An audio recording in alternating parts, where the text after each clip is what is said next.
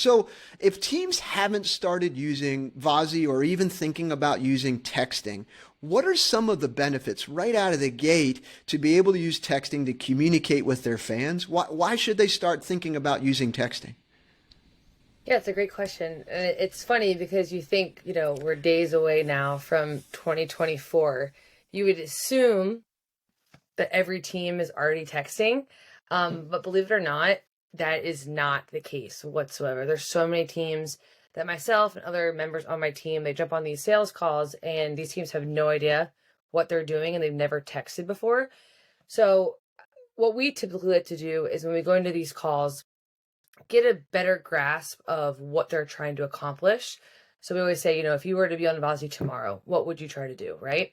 And I think from there, getting their feedback, the most important thing, of course, is always going to be compliance, right?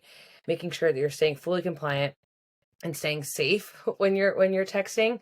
But the big piece of that is segmenting their database.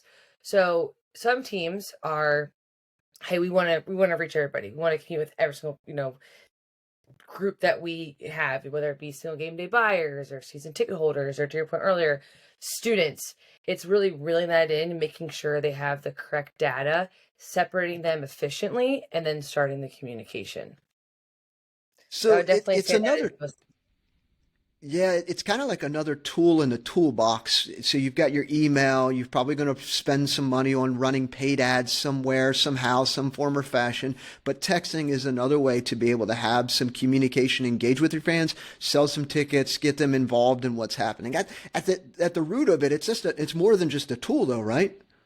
Oh, absolutely. I mean, it's a 98% open rate. So I think Hmm. great point about the email, of course. And I don't think that email should go anywhere. I think that you should be giving your fans the option. How do you want to be communicated to, right? Like if you're on the way to the game and there's a last minute change when it comes to parking, or hey, enter at this gate, or there's a huge traffic jam to take this exit, like you want that on your phone versus email. You're not going to see that email, right? So I think having all of the options out there of how do you want to be communicated with social media, text, email, you should be doing all of it. Hmm. And going back to your question, to start this off, another really important piece is educating your fan base, right? So, hey, we are going to be texting, whether it be one-on-one texting or mass texting. Opt in. This is our number. Save our number. To kind of give them a heads up of, hey, you're going to start getting alerts from us.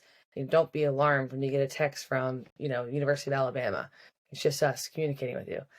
That's it. It's pretty simple. It's just Yeah, like emails too. Same thing, but you get a higher open rate with text messages, and oftentimes, like I don't leave my phone with an open text message. I'm going to click in it, see what it says. Rather, as email, it may take me a day or two to open some of those things. So you actually get better open rates, better engagement with text messages than you would in comparison to email. But both tools used effectively, you're going to sell some tickets. absolutely. Hmm. It's a lot easier to ignore an email than it is a text message. A quick fun fact. I mentioned University of Alabama. They use Vazi for need to know before you go. So what we call it, Hmm. heading into game day. They send out a text, hey, doors open at this time or gates open at this time, park here, enter at this gate. And don't forget to download your ticket. They have a 97% download rate on their ticket, which is the highest in the country for collegiate athletics. That speaks for itself. Yeah, Uh-huh. pretty remarkable. So